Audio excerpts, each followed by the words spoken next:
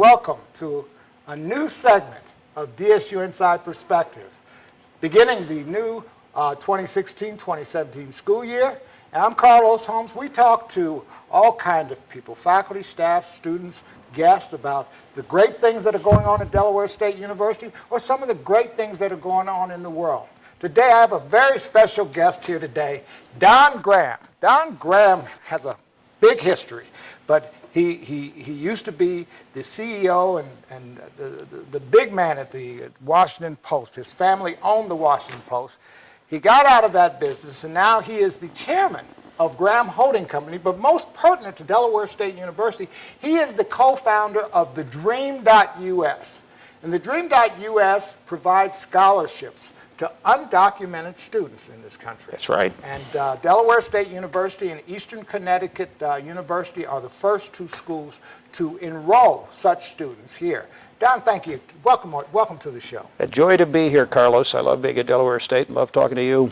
Now, these students are, we say, undocumented students. These are, correct me if I'm wrong, students that have come to the United States, for the most part, with their parents to do. They've lived here, gone to school here. Many of them have done well here, but they also live in states that prohibit them in some way, shape, or form from enrolling in their state institutions of higher education. That's right, Carlos, and all of our students have something, a federal government status called DACA. That means they're welcome to stay here in the United States. In fact, they cannot be deported from the United States, and they can remain here for 2 years. They have a Social Security number, which means they can drive and they can get a job. They are legally entitled to work here.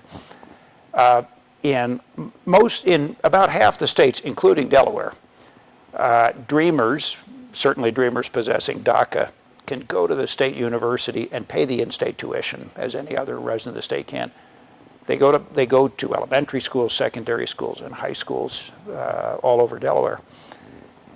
But when these dreamers reach the age of a senior in high school, what they are told is, because you're not a citizen, you're not entitled to any federal aid. You're not entitled, even if your family's very poor, you're not entitled to a Pell Grant, and you can't borrow any money. And you're not entitled to state aid programs in 44 of the 50 states. So if you think about it, and a lot of the people watching this program are students or parents and know how hard it is to pay for college these days. If you couldn't get access to any of those programs, very few low-income Americans would go to college. When did the germ of this idea to do this, where did this start with you? I mean, well, it's an interesting question to be answering here at Delaware State, because this is the second scholarship program that I've co-founded that's brought quite a few students to Delaware State. I'm also the co-founder and longtime chairman of something called the DC College Access Program, which gives counseling to all and scholarships to some of the public and charter students in Washington, D.C. And if you think about it a minute, only D.C. residents are really familiar with this. We're not a state. So students grow up in Delaware and they graduate from high school. They have Del Tech, they have Del State, and they have the University of Delaware. They have choices. And if you go down to Maryland, they have 19 choices in the Maryland higher education system. In D.C., we have the University of the District of Columbia, which has been starved, which is the right choice for some students, but not for all. There's no place where one college is the right college for everybody. So I worked with other business people in D.C. to get some scholarship help to help D.C. students go to good institutions like Delaware State that wanted them, were glad to have them. And the federal government created a small scholarship program called DC TAG that enables D.C. public school students to go to public universities in other states. They don't get the full difference between in-state and out-of-state, but they get a good part of it, and it makes a big difference. And a lot of them come to Delaware State. By next year, we're going to have dreamers from Delaware enrolling in Delaware State, but we're also going to be bringing dreamers from other states that aren't as well. So it would be nice to say you flew in just to be on my show, but I know I don't carry that much weight. You came here to meet with the students, the 36 students that are here. benefiting from the Opportunity Scholarship today. And when you talked to them today, I heard you say one thing. You said you went to a lot of different governors and states to try to get them to participate in this program, to enroll your Opportunity Scholarship students in this program. And to date, only 2 universities, Delaware State University and Eastern Connecticut University, have agreed to do so. What happened there with those other states? Well, immigration's controversial, and we are talking about students whose families immigrated to this country and who are undocumented. But Governor Jack Markell immediately said, we want to do this. And he, his staff, the cabinet, the legislators, and the leadership at Delaware State University made it happen. And Delaware and Connecticut are the 2 states. Delaware was the first. They raised their hand and said, we'll do it. Oh, we're the first state. And, yep, the first state. Well, they're the first state to do this. And what I said was, I promise you, I'm not going to ask you for a cent. No Delaware State funds are going to be spent on this.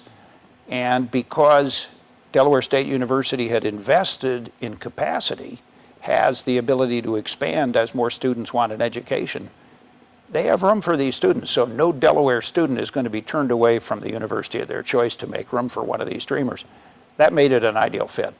It's a great university. The students will be, I know it well from DC Cap, so I know that students have gone here and been very successful over the years. We've had one come back and play for the Washington Redskins. Yeah, and that's right. yeah. And so do you think because of Delaware State University's involvement and Eastern Connecticut University's involvement, this might encourage other universities to? I do. Okay. Yeah, I think by next fall we'll have a college in at least one other state, probably 2, and I think we'll cut it off at that. I think so. I think there will always be a pretty good cohort here at Delaware State. We'll take the places that the university says we can take. We're not going to, we'll be respectful of the needs of the university, and I think our students will be amazing participants in the life of the university and making the place even better. In our initial meetings with the students once they got here, some of the students asked the question, we just love the fact that we're getting the scholarship here and we'll be able to get a degree, but are we going to be able to work when we get done? Well, they will. Politics enters into this as it does to so many things, but President Obama in 2012 created this DACA program that gave these students the right to remain in the United States free of any fear. They cannot be deported for 2 years while they either pursue higher education or other opportunities. To get this status, they had to have done certain things. They had to have been here at least 5 years. So this program is only open to students whose families have been here since 2007. That's 9 years ago now. And they had to have, nobody can get this status if they have criminal convictions of any kind, felonies or serious misdemeanors. They had to be young. They had to be under 30 when this executive order came down in 2012. And they had to meet our enrollment standards. That's right. And they had to graduate from high school and be qualified students to enroll in Delaware State. The university had to admit them, and they had to win our scholarship, which is competitive. Right. So, they're good people, they're good students, and they understand the opportunity this university represents, as students have understood that opportunity since 1893. Politics is unpredictable as it is. I can't help because of what being the former publisher and CEO of Washington Post, you got to see the Washington politics up close.